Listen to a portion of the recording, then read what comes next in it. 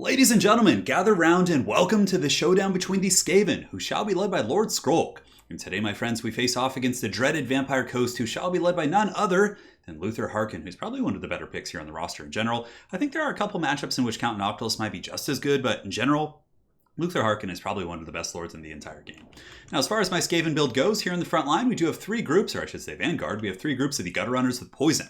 So these guys are really good against Vampire Coast for a number of reasons, but mainly the Vampire Coast against Skaven, you don't see them go with gun lines too much. There were some builds like a couple months back where people would bring like 2 or 3 cannons and try and outrange this Skaven and play that game, but in general, the more common picks I've seen are Mourngul rushes. So you're going to be seeing a front line of zombies, a couple Sirens, and like 3 or 4 Mournguls rushing you, and it's really tough to deal with for sure. So the Gutter Runners are pretty good at kiting the Mournguls. They can poison them, they can slow them, they can do some really good damage, and it really gives you kind of a good break, or I guess it makes the Vampire Coast pump their brakes a little bit as they do advance, because they poison the Mournguls, they can outrun them, they can kite them down, and they're not bad in combat if they do get caught by like scurvy dogs and things like that. So 3 groups of the Gutter Runners with Poison on all of them. Front line, of course, is going to be Classic Skaven. It's going to be Skaven Slaves in the front, with 2 groups of the Clan Rats here in the secondary. So Clan Rats do okay. They can fight the zombies pretty well. But again, I don't think really going for like elite Skaven troops in this matchup is very smart. If you go for like Stormvermin, for example, the Mournguls and the Sirens will be able to just cut them to shreds, and you're basically losing, 1,000 gold right out of the gates there, which isn't a lot of fun. If you go for like Plague Monks, like the thing is you don't really need those kind of troops like Plague Monks and Centaur Bears to deal with the zombies. The zombies themselves will go down against like just, a gust of wind here, like Clan Rats and other troops like that. So that's pretty much it for my front line. In the back, I do have 1 Poison Wind Mortar, which I like against Sirens. I like it against the gun line. So just in case they bring Sirens or they bring a gun line, I think having the Poison Wind Mortars are really nice. And they're hard for cannons to snipe, and they do some pretty good damage.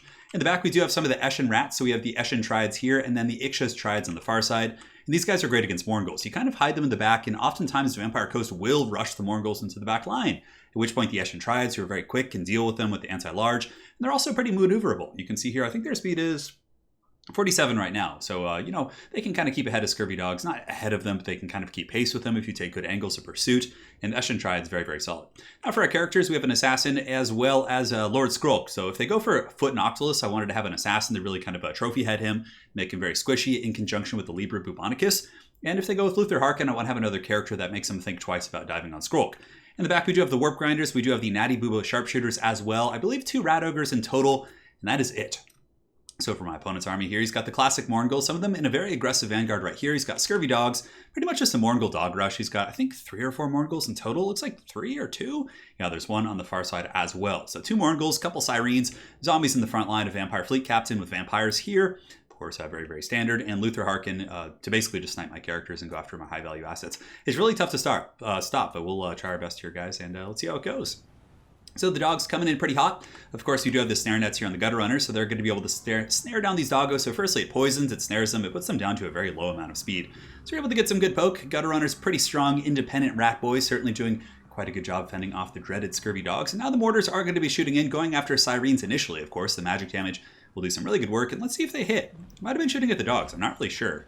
They're just kind of shooting randomly all over. Yeah, I think that was going after the scurvy dogs, actually. I wasn't quite in range yet. Nonetheless, though, dogs here are looking to engage maybe against some Skaven slaves, perhaps. Maybe just charge in there to take out those slaves and just get a freebie, but the slaves are going to be falling back here. And if you look, Luther Harkin is coming in to butter some bread, but this is why Gutter Runners are just so awesome. Able to get a ton of damage there against Luther, and they'll fire while they're running in a 360 arc. So we take like, what, 15% off Luther, which this early in the game is a huge grab for sure. Now the Scurvy Dog's looking to get in, so the Gutter Runners are going to be falling back through the formation. Skaven Slaves do engage here, and the Mortars are now shooting downtown here at the Sirens, and any contact I make should do some really solid damage.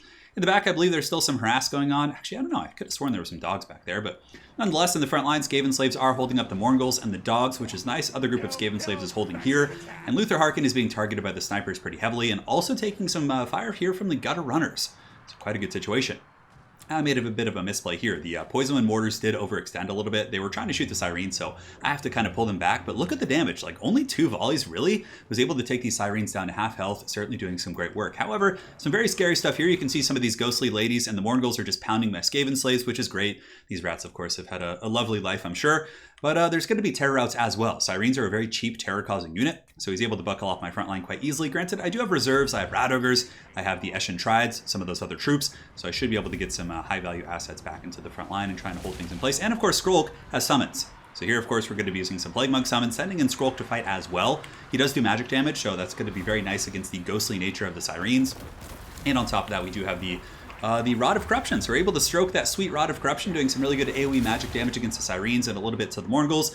Now, excuse me, we have really good firing position. So the Gutter Runners here are able to get great arcs of fire onto the Morghuls that are in combat, and basically just summoning rats to try and hold up the advance. Here my Assassin is going to be dragged into mortal combat. The Morghuls will do well. They have a bonus for his infantry, but the Assassin, of course, against light armor is pretty high damage, so we should be able to punch back. And really the main thing is, though, is Luther hasn't really been able to find a home. I've been able to drop a Libra on him. I've been shooting with my snipers. My Gutter Runners have been doing really good damage. And now Luther is finally going to be landing back here, going after my Rat Ogres, which isn't a bad idea. Basically, if he can break down these ogres, a couple of groups of zombies and Morghuls could potentially collapse on the very squishy inner workings of my army. So as the battle's been progressing and the vampires have been getting further into my lines, I do pull back my snipers here. You can see these natty boobos are going, but this is a huge play here. Basically, we get the warp grinders. The warp grinders come in and they start pounding that ground, which does do magic damage and snare and slow these guys. So basically, the Sirens are just getting annihilated by the magic damage here from the warp quake. And certainly very, very cost effective here in this situation as those guys do crumble down. Skrulk's coming in with his Pimp Cane and doing some good damage as well. And the bounce power, honestly, is pretty even at this point. Maybe a little bit Skaven favored. I've done a lot of damage to Luther, and we've been able to take out some Morghuls. And in the back, a couple dogs have been trying to get around, but I've been using the Eshin Triads to kind of head those guys off. And really, there haven't been too many openings for the Skaven here in the back. And even if they do, I do, of course, have the Gutter Runners who can be used as kind of a defensive unit in the back and can also counter skirmish the doggos pretty well. So Eshin Triads being outmaneuvered by the doggies a little bit, but if they're not attacking my guns, I'm more than happy. Now back in the mainline fight, Plague Monks and a bit of a resurgence here from the Skaven. Eshin Triads have moved in as well. And they, of course, have these halberds, and they're able to get some good shanking. Also, the Poison Wind Mortars are shooting downtown, really tearing apart the zombies back here, or at least starting to tear those guys apart. And the Morghuls are really collapsing to the anti-large. And you can see for the first time in the game, the bounce power is a little bit in my favor. Luther Harkin is basically just looking for an opportunity to strike in the back. And at this point, pretty much the only way that I think the Vampire Coast could get back in this game is if they're able to goon out my lords, or maybe get like a mass Exodus terror route. So for example, if Luther was able to tear out off the mortars and all my missile pieces, I'm relatively close to the edge of the map here. That would be really nice. He would get a lot of value from that. And then from there, Luther, even in his very beleaguered, tattered state, would be able to run in and probably kill Lord Skrulk. So here we have the Ixchas Triads. They were able to fall back from the mainline engagement. That's what's really cool about the Triads, is they're a very fast unit. So we're able to get a nice anti-large presence here on the Morghuls. And for the most part, you can see Luther Harkin is in combat, but I do have some Eshin Triads back here as well. And the Gutter Runners, of course, will keep throwing their little ninja stars and doing some really good damage. Back on the front line, Skrulk Daddy and his forces do start to crumble. Most of the frontline troops I had fighting at this point were basically just fake troops. They were summons, they were Plague Monks, they were Clan Rats that were summoned. So the Vampire Coast is going to be kind of moving in. I do have a little bit more of a buffer for summons here, and the Ixchas Triads, of course, can do some work. So just falling back once more, you can see the Gutter Runners are pulling back, trying to get away from Luther Harkin. My mortars, unfortunately, have been compromised. They're not a fast unit. I mean, 33 speed, they're faster than zombies, but they're not super quick. On the flank, the Assassin plus the Ogres were able to finish off some Morghuls here, and a little bit lax than my micro. I unfortunately leave them sitting there for a quick moment, but nonetheless, we seem to be in relatively good shape. Luther Harkin, of course, getting sniped down by the Natty Bubo sharpshooters here in the back, and he is down to about 500 HP. Invocation of Nehek is going to be going down as well, healing that guy up to about 700 or 800, giving the Vampire Coast some more teeth, but those sharpshooters are really living up to their name. And here on the flank, of course, we have the Morghuls, and these guys coming in to try and actually get my Assassin and Ogres, but the Warp Grinders are just such a good unit. I don't think bringing like more than one is usually terribly cost effective, but just one gives you so much control over the battlefield.